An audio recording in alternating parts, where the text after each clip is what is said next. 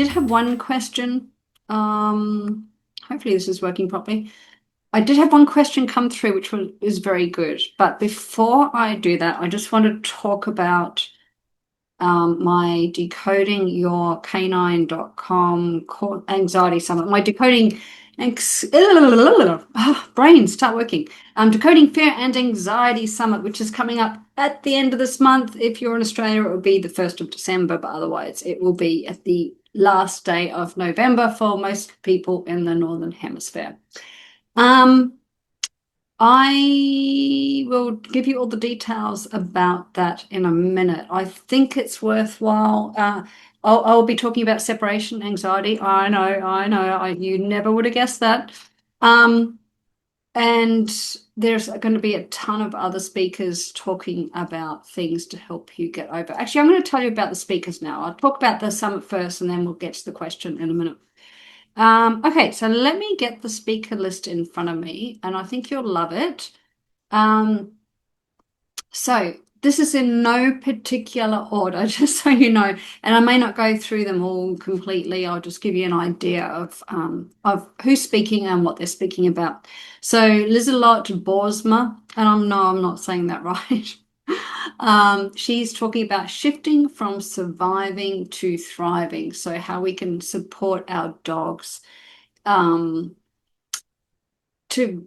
well, I mean, the title speaks for itself, basically, doesn't it? But so helping our dogs get past their fear and actually enjoy their lives, which I think is quite beautiful.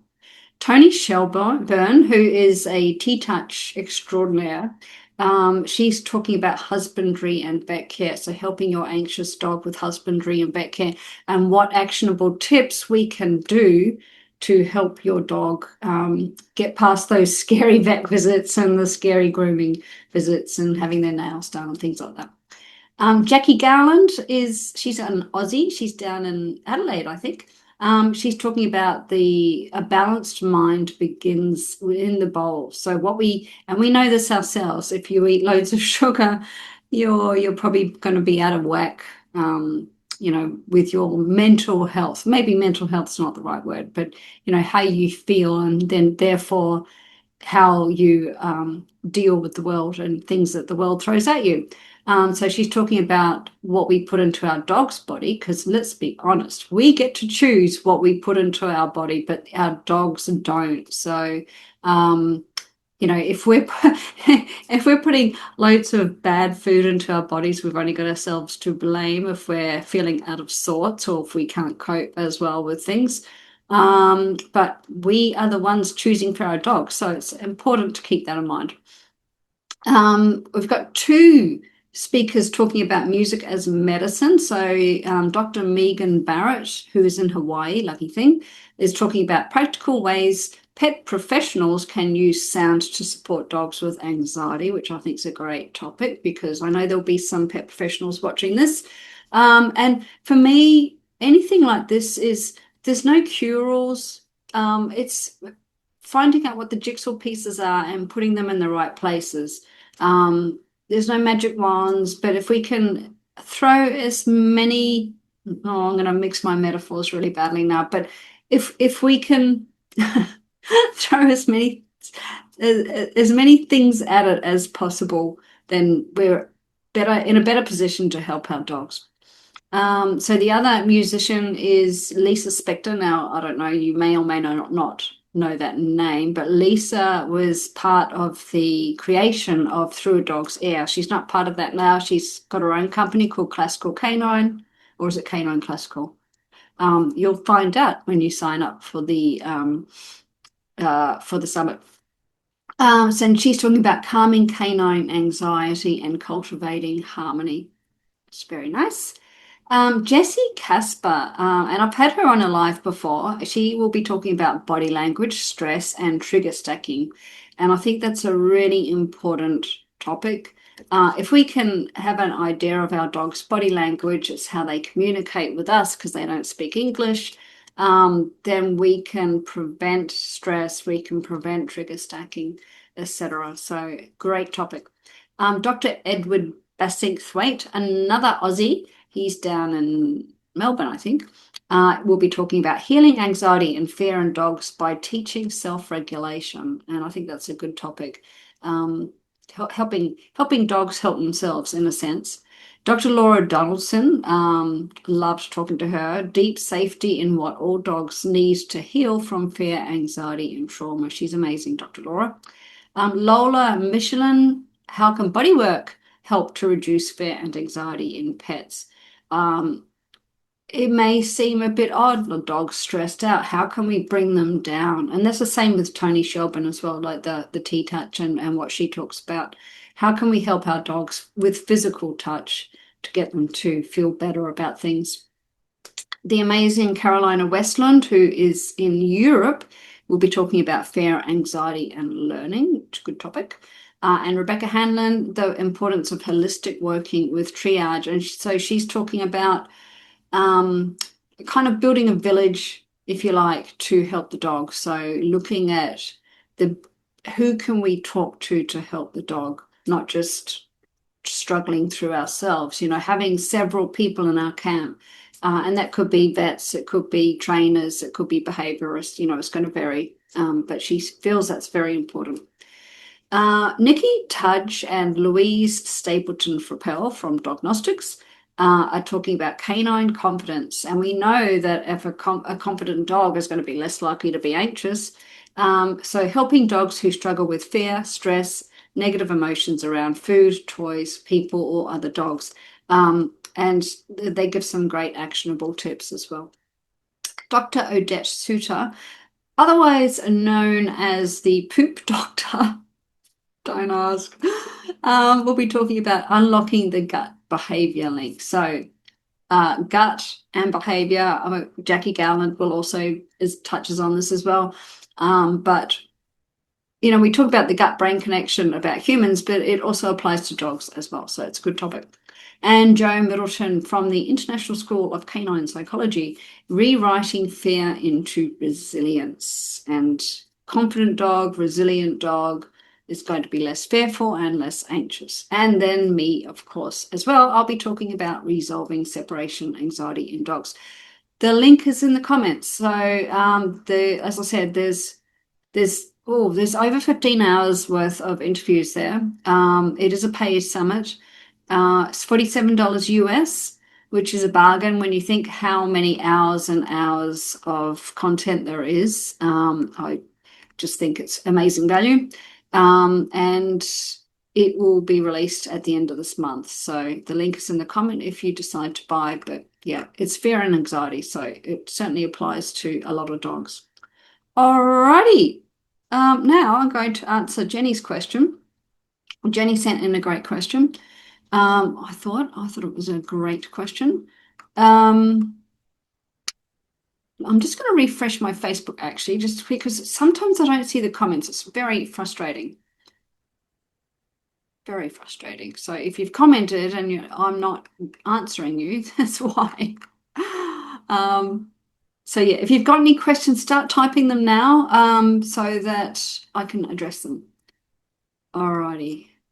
I don't know why I don't always see the comments. It's so frustrating and I don't know how I can help with that. Because I know in a past live I did, a couple of past lives, people have written questions and I haven't seen them until I've actually got off the live. So I shall I shall continue to refresh just in case. Anyway, let's talk about Jenny's question.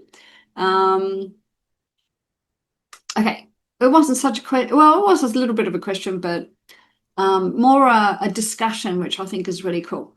So she says, with PTSD in humans, one can have intrusive memories that can belong to a time that's already finished. However, without someone or something to keep you present, you can't fight it anymore than you could an anesthetic, though you might try.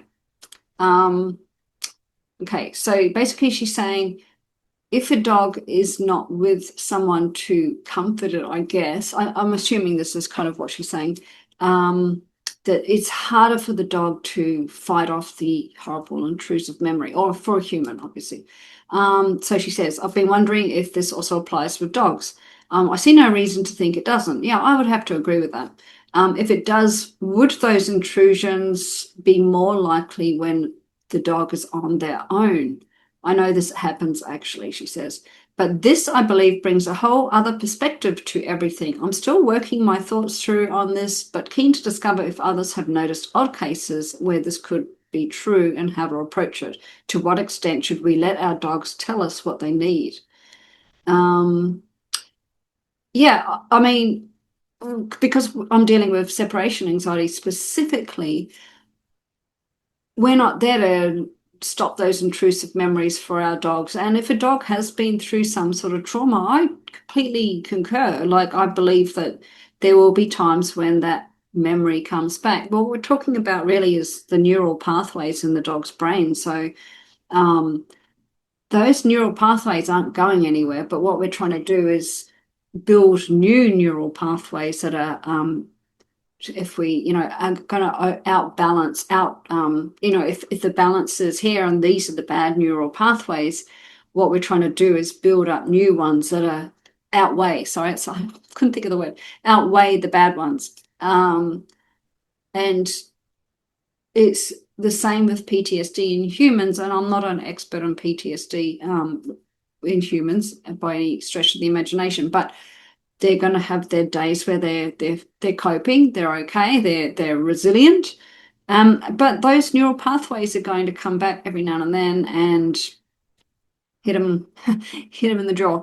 And they're going to have bad days as well. So I think we could definitely say the same for dogs. And I think when we're trying to teach dogs to be by themselves, if they've got past trauma, it's hard because we're not there, obviously. That's the whole point. But that's why we use desensitization and we use gradual exposure therapy. And they only have safe absences. They're never having any ones where they're scared, where they're over threshold.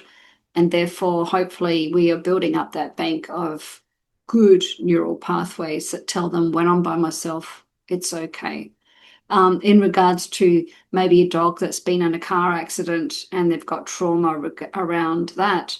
Yeah, I mean, I'm sure they, when they see a car, it's possible that they might not cope as well. So then we have to try to build up a better association with the vehicle or with being home alone or what have you. So yeah, Jenny, great question. I agree. I think there's no reason why a dog wouldn't have let's call them a flashback. I think that's probably an easy word to maybe associate with that to understand. Yeah. So if that is the case, what can we do to mitigate it? One, be there for them, help them through it, support them through it, and try to build up better associations, whatever the scary thing is. So interested to hear your thoughts, Jenny, if you're watching or if you watch the replay, if that is kind of the answer or the discussion you're looking for, but it's a great discussion. All right, Nancy, I saw your message. Hooray! That's a miracle. Nancy says, our two beagles are fine crated when we leave, but only for about an hour. After an hour, they get anxious and begin barking and crying to get out of the crate. Any suggestions? Nancy, you don't mention how old your beagles are. Total generalization, okay, but most dogs do better with more room to move, or more room, more space than when they're by themselves. So not all dogs, of course, some dogs like that feeling of safety of a den, but in general, most dogs prefer more space. So I guess my question to you is there a reason they're crated? How old are they? I get if they're puppies, then maybe you want to crate them. But if a dog is struggling with separation-related distress, they generally do better with more space. And if you are in some European countries, you're not allowed to crate your dogs. That's illegal, would you believe, unless there's a medical reason. So I do believe in crate training. I believe all dogs should be crate trained because if you have to go to the vets or they have to be on some sort of strict rest due to injury or what have you, it's good for them to feel comfortable and safe within that confined space.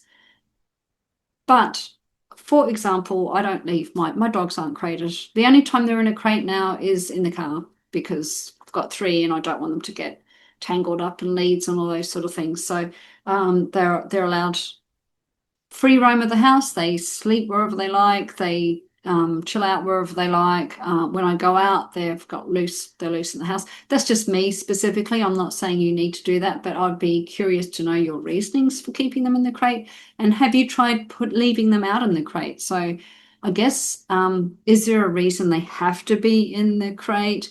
Could you maybe pen them? What exercise are they getting? Are they getting enough exercise? Beagles or working dogs, remember, they like using their noses a lot. I would be doing lots of sort of search activities with them, lots of that kind of enrichment where they have to find things, making sure they've got enough, plenty of outlets. And I'm also interested because you say you've got two beagles and they both get anxious. So is one triggering the other one? And if so, which one and why? Is there something outside that's triggering them? So many questions.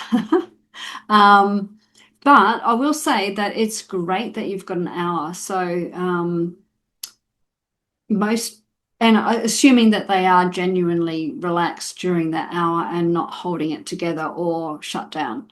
So assuming they're fine for that first hour, that is amazing. And a lot of people in this group would be thrilled to get that amount of time. The question then is, why are they reacting after an hour? Are they bored? Is there a noise outside? Are they getting enough exercise? What is their age? Is one triggering the other? Did I say, is there something outside? I think I did. Lots of questions. So I'm going to refresh and see if you've responded to any of that, because, as I said, I'm not getting proper notifications there. Some of them come through, some of them don't. So irritating. Okay, no. So Nancy, I shall await to see if you respond. Guys, you'll see some links in the comments. I'll just run you through them again. So you've got the Decoding Fear and Anxiety Summit, 15 hours plus of interviews with speakers, amazing value for $47 US, and you get lifetime access, which is brilliant. If you are interested in doing some sort of training with your dog, but you don't want to commit to any kind of program, I encourage you to buy my book, which is called Please Don't Go, A Holistic Approach to Resolving Separation Anxiety in Dogs. And I see I've put a little typo there. You can buy it on Amazon, but on that link, you can also buy, there's also a link there in that, if you don't like Amazon, there's a link on that page where you can buy, but not on Amazon. Yeah, so that will give you all the steps to help to get you started resolving your dog separation anxiety. And there's also a companion guide that goes with it as well. So if you're prepared to do the work, but you don't really want to commit to a program, that would be a really good option for you. The other link in the membership is my membership. So it's kind of a DIY, but lots and lots of support. So we have classes twice a week, so we can talk about what is going on with your dog. Every dog is different. Every home environment is different. Every situation to resolve is different. So it's good to have talking through these things. It's easier for me to help you if I can have a conversation with you. If I can't have that conversation, then it's really hard for me I mean, I can generalize, but I love talking to my clients to actually delve into their specific situation. That's really, really helpful, and I can do better. I can help them more, if that makes sense. What else?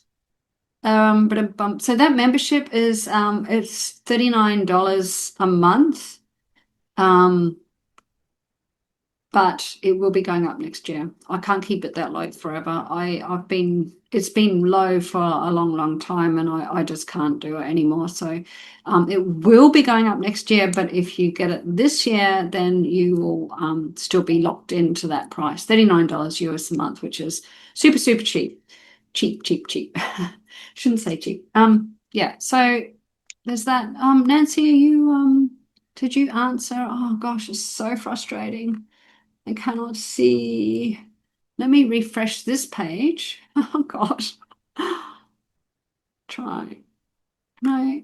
Okay, I'm not seeing any updates from Nancy. I'll check on my phone just in case that might make a difference, although that's playing up as well. Or unless you're typing busily and it's taking forever, I totally understand that. Um, Nancy, did you okay. Oh, comments. Oh, hey, you have answered. Okay. 3-year-old rescue male and a 5-year-old female who has been here for 3 weeks. Uh-huh.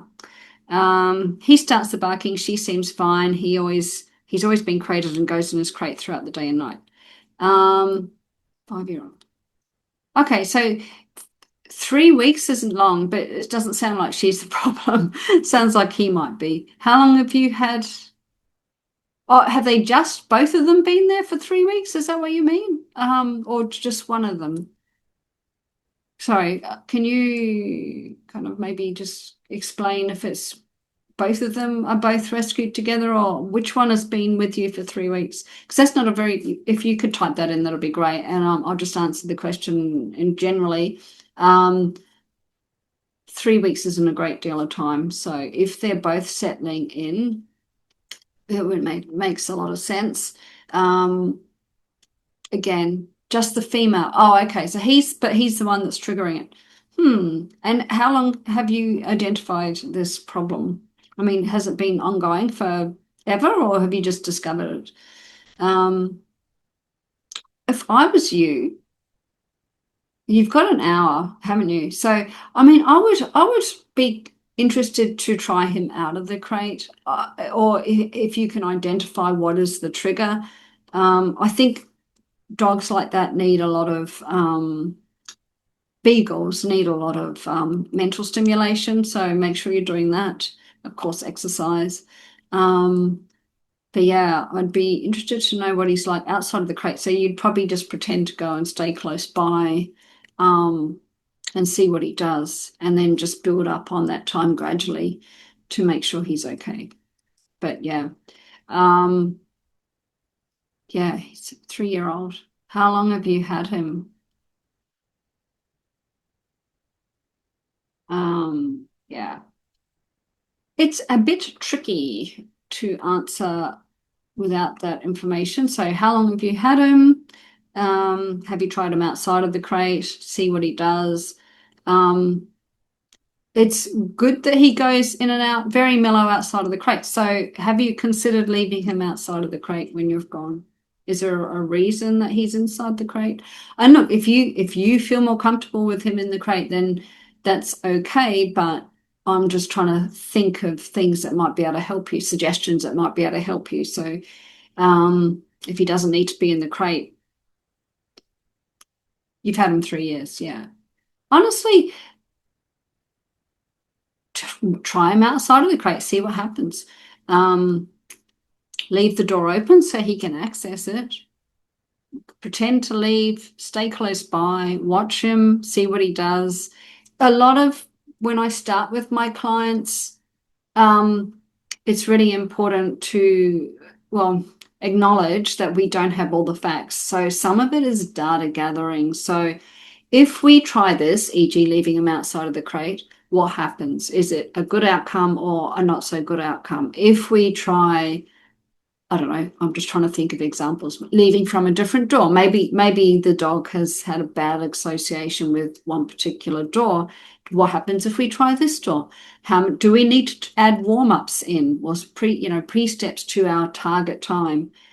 If there's too many warm-ups, if there's like a lot of warm-ups, how does the dog react to that as opposed to no warm-ups, as opposed to some warm-ups? So what I'm trying to say is some of it is we gather the information and say, how does the dog go with this scenario? Is it good or bad? And then we try to stay agile, for want of a better word. Okay, this is what we saw. I mean, sometimes we've got to try things more than once. This is the information that we've been given by the dog about how they feel about this situation. Okay, what are we going to do about it? Let's adjust our training plan or our program or whatever it is, to see if that makes a difference. So we have to be a little bit agile, a little bit nimble, with the dog in front of us, and then gradual exposure, desensitization. But it doesn't sound like you need that. Again, I want to make sure that he is actually fine when you walk out the door. Is he literally relaxed, or is he holding it together, or is he actually shut down? If he's fine, brilliant. Let's find out what he's like with the door open, so he can come in and out. But yeah, try it and report back. I'd be really interested to know. Alrighty, guys, that is it. No more questions. But yeah, so Nancy, just stay close by. Just pretend to leave, because if he does do something you don't want, then you're on hand. But he does need to believe that you've gone as well. So maybe if there's two people in the home, one person could drive off in the car and the other one is literally out the front keeping an eye on things on a camera, but he doesn't know they're there. Alrighty, guys, I shall get off here. Thank you for joining me. Click all the links, check it out. Check out the summit. Definitely worthwhile. Whether you're a dog guardian or a professional dog trainer, I think you'll get something out of it. Thanks, Nancy. Thank you, everybody, and goodbye. See you hopefully next week.